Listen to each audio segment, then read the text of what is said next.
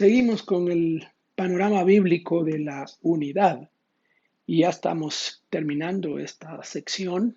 Ya hemos visto cosas en el Antiguo Testamento, en las enseñanzas de Jesús, en las enseñanzas del apóstol Pablo y nos hemos detenido en varios textos, en varios pasajes importantes.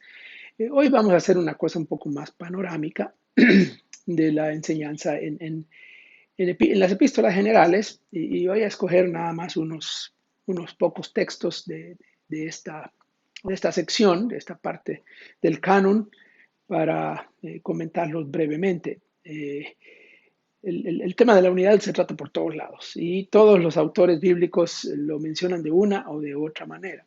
No necesariamente con la palabra unidad en sí, pero con ilustraciones, con exhortaciones, con descripciones, aparece de diferentes maneras.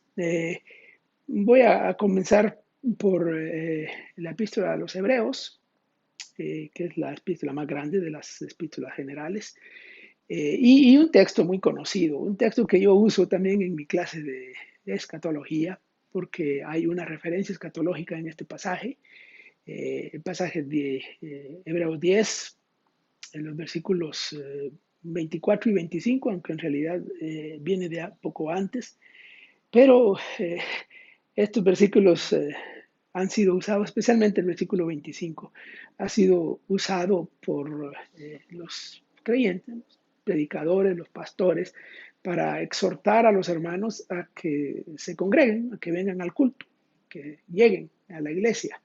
Eh, bueno, ¿Cómo entendemos este texto? Dice el versículo 24, y considerémonos unos a otros para estimularnos al amor y a las buenas obras. Y luego viene, no dejando de congregarnos como algunos tienen por costumbre, sino exhortándonos y tanto más cuanto veis que aquel día se acerca.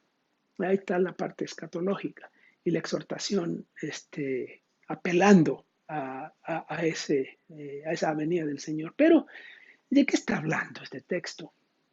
¿Verdad? Está hablando de ir al culto, está hablando de ir al templo. No había templos todavía. Cuando se escribió esto, ni existían templos. Las iglesias cristianas, los templos aparecen mucho más tarde. Aquí no hay templos. Eh, ¿Se congregaban en casa? Sí. Eh, pero se refería a eso, a congregarse en el sentido estricto de ir a un lugar de culto y estar ahí reunidos por una cantidad de horas, un día a la semana, dos veces, tres veces. Hoy nosotros así lo vemos, ¿no? Y vienen las exhortaciones así. Entonces, la unidad de la iglesia entendida en términos de congregación, en términos de congregarse, de estar juntos en un lugar de culto, simultáneamente en un momento determinado. Claro, hoy, con la realidad que vivimos, con esta pandemia, hoy ya no es posible congregarse de esa forma. Así que hoy nos conectamos, no dejando de conectarse unos y otros, ¿no? Pero el asunto tiene que ver con comunidad. El versículo 24 nos habla de considerarnos unos a otros, habla de estimularnos unos a otros, al amor, y el amor y la unidad van juntos, ¿no? Y las buenas obras también. Y antes ha venido hablando, ¿no? De nuestra cercanía con Dios, de nuestro acceso directo a la persona de Dios y de acercarse a la persona de Dios. Eh, y luego en el versículo 25 habla de que nos debemos ir exhortándonos unos a otros. Parece que el tema de comunidad y el concepto unos a otros habla del tema de comunidad. Y ahí está, de eso se trata. Es una comunidad. En este caso es una comunidad aparentemente más local, eh, que enfoca cosas de un grupo en particular. Pero obviamente podemos hacer la extrapolación y hablar de la comunidad. Hoy hablamos de la comunidad virtual de creyentes, que es más amplio y que pues ni sabemos, no tenemos límites, no se sabe los límites. Y claro, hay comunidad de fe eh, que trasciende una iglesia local o una organización. Bueno, eso es en este texto, en este pasaje. Pero quiero que vayamos a la enseñanza del apóstol Pedro y que brevemente vamos a comentar nada más ahí en el capítulo 2 las figuras que Pedro usa para referirse al pueblo de Dios. Son figuras que vienen del Antiguo Testamento, pero que también se usan en otras partes. Pablo, por ejemplo, usa algunas de las figuras que Pedro usa ahí en el capítulo 2. Templo, casa de Dios. Se usaba eso en el Antiguo Testamento y se usa en el Nuevo. Pablo lo usa también, versículo 5. ¿Ya? También como piedras vivas, sed edificados como casa espiritual, templo. Luego la otra figura es sacerdocio, sacerdocio santo. Y más tarde vuelve a hablar del sacerdocio de todos. Y ahí sale el concepto del sacerdocio universal del creyente, que fue una de las doctrinas básicas de la Reforma, rescató la Reforma. Luego se habla de raza, ¿no? Linaje escogido, versículo 9.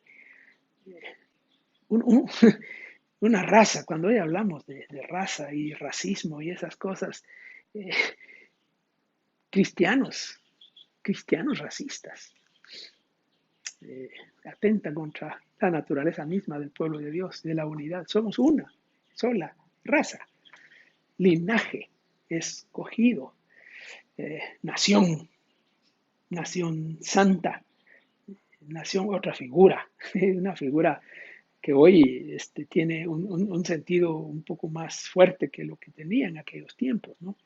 Y pueblo, otra vez aparece pueblo, pueblo de Dios. Somos el pueblo de Dios. Eh, y de ahí saco yo lo que ahora estoy usando más como mi identificación, eh, pueblo de Dios. Pero quiero que pasemos al apóstol Juan, dos textos del apóstol Juan, porque aquí temas que hemos discutido. Eh, Juan hace énfasis en la verdad, hace énfasis en el amor, pero hace énfasis en la verdad también. En 1 Juan 4 y el versículo 3 hay una declaración determinante. Todo espíritu que no confiesa que Jesucristo ha venido en carne no es de Dios. Y este es el espíritu del anticristo, el cual vosotros habéis oído que viene y que ahora ya está en el mundo. Ahí cuando hablamos de líneas divisorias, de fronteras, de límites, dónde sí, dónde no, quién sí es y quién no es, Juan es clarito. El que niega la encarnación, ahí está la cuestión cristológica, que niega la encarnación, está afuera. Vaya. Pero si usamos el otro texto, en 2 Juan, los versículos 9 a 11, podemos hacer un complemento ahí. Eh, Cualquiera que se extravía, dice 2 Juan 9, y no persevera en la doctrina de Cristo, no tiene a Dios. El que persevera en la doctrina de Cristo, ese es el Padre. Ese tiene al Padre y al Hijo. Si alguno viene a vosotros y no trae esta doctrina, no lo recibéis en casa ni le digáis bienvenido, porque el que dice bienvenido participa de sus malas obras. Vaya, Juan es bastante más claro. No está hablando tanto de la unidad, está hablando de la separación. ¿Cuándo nos separamos? No lo recibáis, no le dais la bienvenida. ¿A quién? Al que no persevera en la doctrina de Cristo. Bueno, uno puede entender doctrina de Cristo en los términos más amplios, generales, y meter todo ahí. O puede meterla en lo que ya hemos hablado, que viene desde Juan 17. ¿Ya? Y sigue. Y Juan lo afirma aquí. La encarnación. La cristología es determinante. Determinante. No sabemos cuánto. No. para nosotros no es suficiente. Ya lo hemos dicho más de una vez. No es suficiente. Quisiéramos meter más cosas, pero parece que los apóstoles tenían bien clarito dónde estaba la división. Bueno, unas ideas para discutir.